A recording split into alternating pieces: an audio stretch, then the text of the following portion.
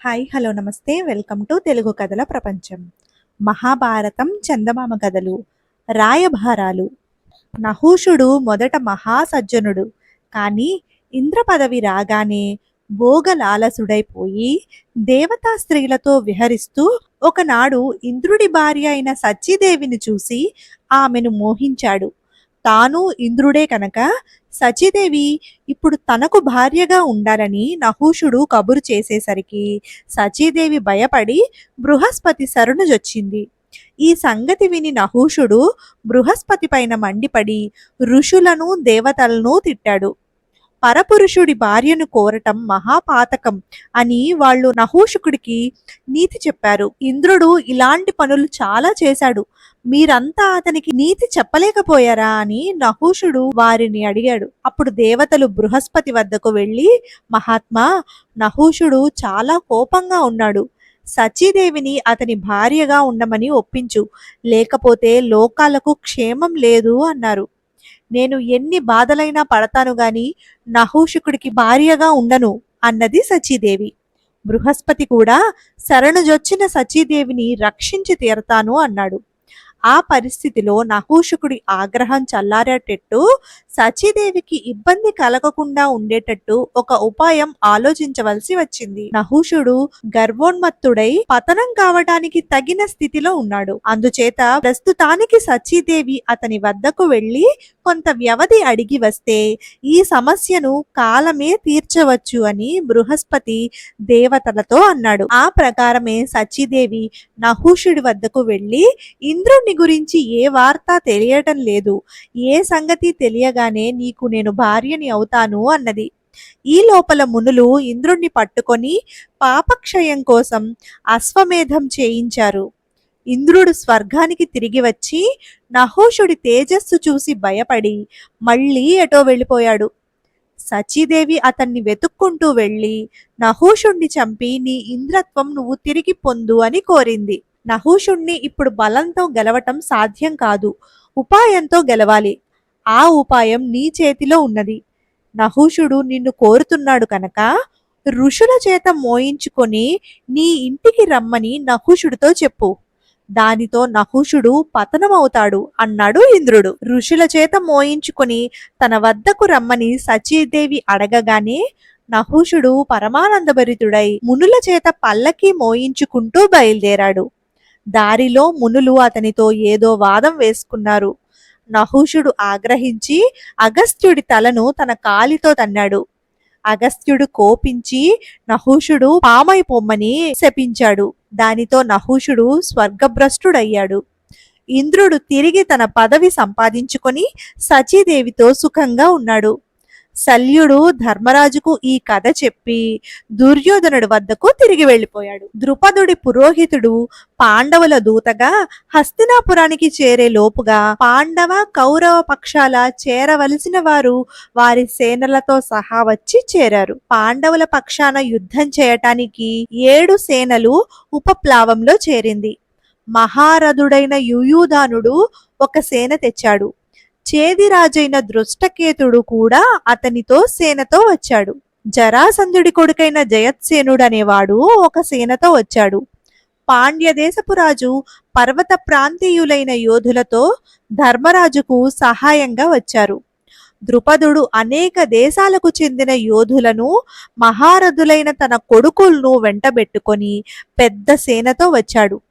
మత్స్యదేశపు రాజైన విరాటుడు గిరిజన సైనికులను తన వెంట తెచ్చాడు.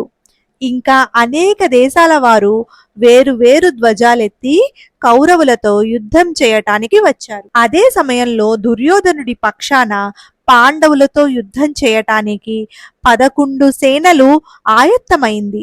నరకాసురుడి కొడుకైన భగదత్తుడు చీనా కీరాతులతో కూడిన ఒక సేనను వెంటబెట్టుకొని దుర్యోధనుణ్ణి చేరారు. అది మహాబల సంపన్నమైన సేన. అలాగే భూరిశ్రవణుడు శల్యుడు చెరొక సేన తెచ్చారు. ఆకులు పూలు కలిపి కట్టిన కదంబమాలలను ధరించిన ఏనుగు గుండెల లాంటి యోధులను కృతవర్మ తెచ్చాడు.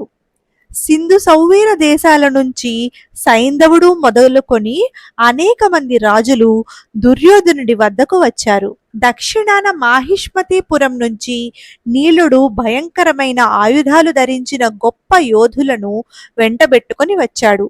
అవంతి దేశపు రాజులు 2 సేనలను తెచ్చారు. కేకేయ దేశపు రాజులు 1 సేన తెచ్చారు. ఇంకా ఇతర దేశాల నుంచి వచ్చిన చిల్లర సేనలన్నీ కలిపి 3 సేనలు అయ్యాయి. దుర్యోధనుడి పక్షాన వచ్చిన రాజులకే హస్తినాపురంలో చోటు చాలలేదు. ఇక వారి సేనల మాట చెప్పనే అవసరం లేదు.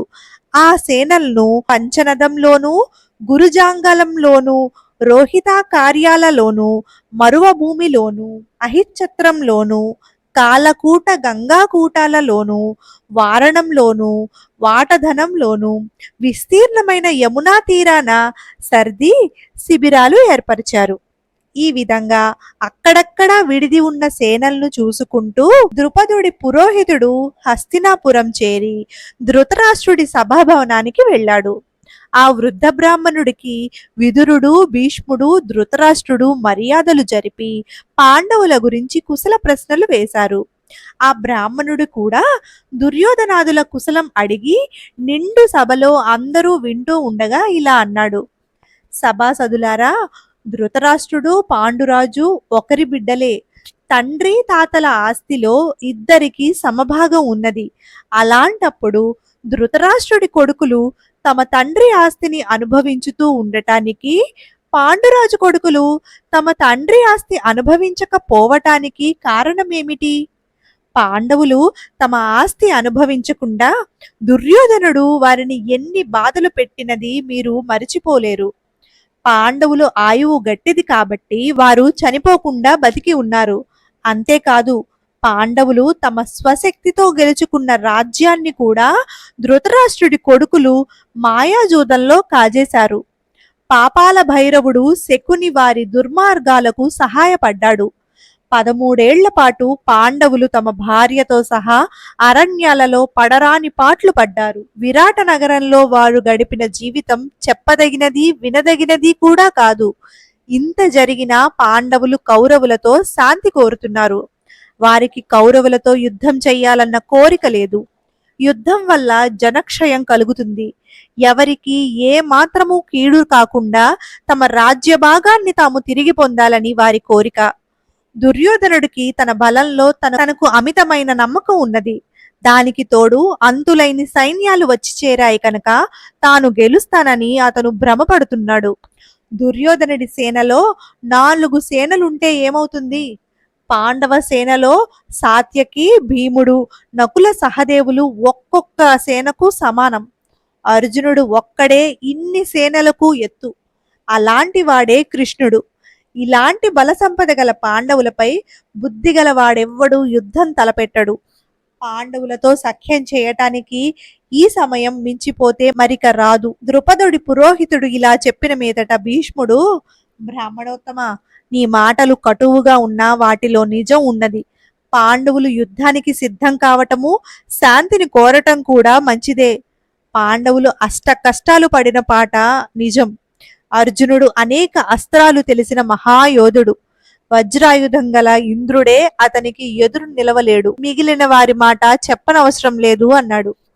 భీష్ముడి మాట పూర్తి కాకుండానే కర్ణుడు లేచి: బ్రాహ్మణోత్తమ, మీరు చెప్పినదంతా అందరికీ తెలిసినదే.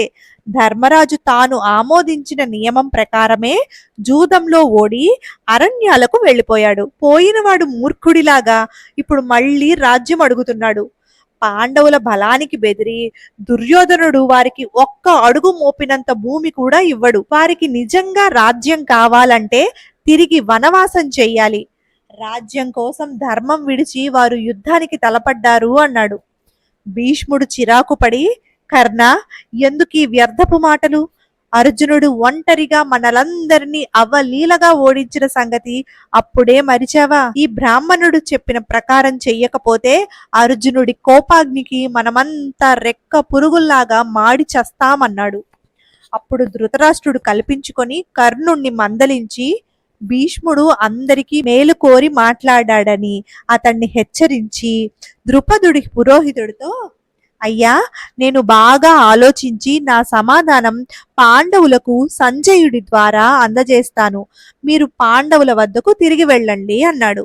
ధృతరాష్ట్రుడు ఆ బ్రాహ్మణుణ్ణి సగౌరవంగా సాగనంపి సంజయుణ్ణి పిలిపించి, సంజయ, నువ్వు వెంటనే బయలుదేరి ఉపప్లవానికి వెళ్ళి ధర్మరాజుని కలుసుకొని క్షేమం అడిగి వాళ్ళు కష్టాల నుంచి బయటపడినందుకు అభినందించు.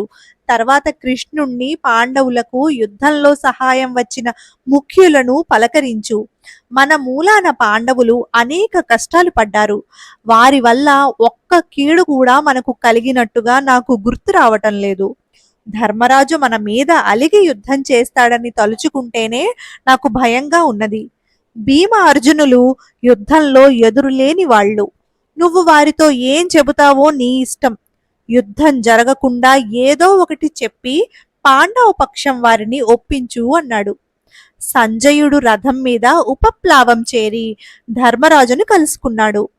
ఇద్దరూ ఉభయ పక్షాల వారి క్షేమం అడిగి తెలుసుకున్న అనంతరం సంజయుడు అందరూ వింటూ ఉండగా ఈ విధంగా తెలిపాడు. ధృతరాష్ట్రుడు శాంతి కోరి నన్ను పంపాడు. పాండవులు శాంతించాలి. వారిని లోకం ఆదర్శ పురుషులుగా భావిస్తున్నది. అలాంటప్పుడు వారిలో ఎలాంటి కల్మషం కనిపించినా అది నూరింతలుగా అనిపిస్తుంది. జయోపజయాలు నిర్ణయించటానికి వీలులేని యుద్ధం ఎంత మాత్రము కోరదగినది కాదు. కౌరవులను చంపి రాజ్యం తీసుకుందాం అనుకోవటం యోగ్యమైనది కాదు. జ్ఞాతులను చంపటం కన్నా మరణం మేలు. పాండవ బలం దేవతలనైనా జయించరానిది. అలాంటిదే కౌరవ బలం కూడా. ఈ రెండు బలాలకు యుద్ధం జరిగితే ఎవరు జయించినా ఒకటేనని, కొంచెమైనా సుఖం ఉండదని నా నమ్మకం. పాండవుల వంటి వారు ధర్మార్థాలకు దూరమైన హీన మార్గం తొక్కరు అని అనుకుంటున్నాను. శాంతి చేకూరేటట్టు చూడమని నేను మీ అందరినీ చేతులు మోడ్చి ప్రార్థిస్తున్నాను. సంజయుడు ఇలా అన్న మీదట ధర్మరాజు, సంజయ, నేను యుద్ధం కోసం తప్పించిపోతున్నట్లు మాట్లాడానా? శాంతి వల్ల సమకూరేదానికి యుద్ధం చేసే మూర్ఖుణ్ణి కాను. బుద్ధిమంతుడైన వాడు తన సుఖం గురించి ఆలోచించినట్టే పరుల సుఖం గురించి కూడా ఆలోచించాలి. కారడవిలో చిచ్చు రేపి కార్చిచ్చు ప్రజ్వలిస్తుంటే అయ్యో నాకు అపాయం అనేవాడు మూఢుడు కాడా? దుర్మార్గుడైన దుర్యోధనుణ్ణి సమర్థించుతూ ధృతరాష్ట్రుడు ఎలా సుఖం పొందగలడు? కపట జూదమాడిన నాడే కౌరవుల వినాశనం ఆరంభమైంది. కానీ కౌరవులతో శాంతంగా సహజీవనం చేయటానికి నాకు అభ్యంతరం లేదు. వారు మాకు లోగడ చేసిన ద్రోహాలన్నీ మరచిపోతాను. నాకు ఇంద్రప్రస్థం మట్టుకు ఏలుకోవటానికి ఇయ్యమను. దుర్యోధనుణ్ణి రారాజుగా ఉండని అన్నాడు. దానికి సంజయుడు, ధర్మరాజా, నువ్వు ఎన్నడూ ధర్మం తప్పి ఎరుగవు. తుచ్చమైన ఈ రాజ్యభోగం కోసం నీ కీర్తిని శాశ్వతంగా కళంకపరచుకుంటావా? యుద్ధం ఆలోచన మానుకో. కౌరవులు నీకు రాజ్యభాగం ఇవ్వరు. యుద్ధం చేసి రాజ్యం పొందే కన్నా నువ్వు నీ తమ్ములు యాచనా వృత్తితో జీవించటం కీర్తికరమైనది అన్నాడు. సంజయుడు ధర్మాధర్మాలను గురించి చెప్పినది ధర్మరాజు ఒప్పుకోక, ఆపద్ధర్మం ఉంటుందని, ఆపదల నుంచి బయటపడడానికి అధర్మం చేయటం కూడా ధర్మమే అన్నాడు. తనకు కృష్ణుడు ఏది చెబితే అదే ధర్మం అన్నాడు. కృష్ణుడు సంజయుడితో, నువ్వు శాంతి శాంతి అంటున్నావు. రాజులకు యుద్ధం చేయటం ధర్మం కాదంటావా? అధర్మానికి పాల్పడిన వాళ్ళు ధృతరాష్ట్రుడి కొడుకులు. దుర్యోధనుడు పాండవుల సొత్తు అధర్మంగా హరించాడు. అందులో రాజధర్మం ఏమున్నది? దొంగకు దుర్యోధనుడికి భేదమేమిటి? ఇన్నాళ్ళు అతను పాండవుల ఆస్తి అనుభవించాడు. ఇప్పుడు వారికెందుకు ఇవ్వడు? పరుల రాజ్యం అనుభవించే కంటే సొంత రాజ్యం 1000 రెట్లు మంచిది. దానికోసం యుద్ధం చేసి చావటానికైనా మాకు ఇష్టమే. కౌరవ సభలో ఈ మాట గట్టిగా చెప్పు అన్నాడు. సంజయుడు తన వల్ల తప్పులేమైనా ఉంటే క్షమించమని అందరినీ కోరి అందరి వద్ద సెలవు పుచ్చుకొని బయలుదేరబోతూ ఉండగా ధర్మరాజు, సంజయ, మేము నిజంగా శాంతినే కోరుతున్నాము. ధృతరాష్ట్రుడు కూడా శాంతిని కోరే పక్షంలో మాకు రాజ్యంలో కొంత భాగమైనా ఇవ్వమను. మా 5గురికి 5 ఊళ్ళు ఇవ్వమను. కుశస్థలము, వృకస్థలము, మాకంది, వారణావతము, అనే ఊళ్లకు తన ఇష్టం వచ్చిన ఊరు మరొకటి కలిపి ఇవ్వమను. అందరము సుఖంగా ఉండవచ్చు. నేను శాంతికి ఎంత సంసిద్ధుణ్ణో యుద్ధానికి కూడా అంతే సంసిద్ధుణ్ణి అన్నాడు. ఈ సందేశం కూడా తీసుకొని సంజయుడు హస్తినాపురానికి తిరిగిపోయాడు. ఇదేనండి ఇవాల్టి కథ. మహాభారతం చందమామ కథలు కర్ణుడి శపథం భాగంలో మళ్ళీ కలుసుకుందాం. మా ఛానల్ కనుక మీకు నచ్చినట్లయితే లైక్ చేయండి, మీ ఫ్రెండ్స్ అండ్ ఫ్యామిలీ మెంబర్స్తో షేర్ చేయండి, మా ఛానల్ని సబ్స్క్రైబ్ చేసుకోండి.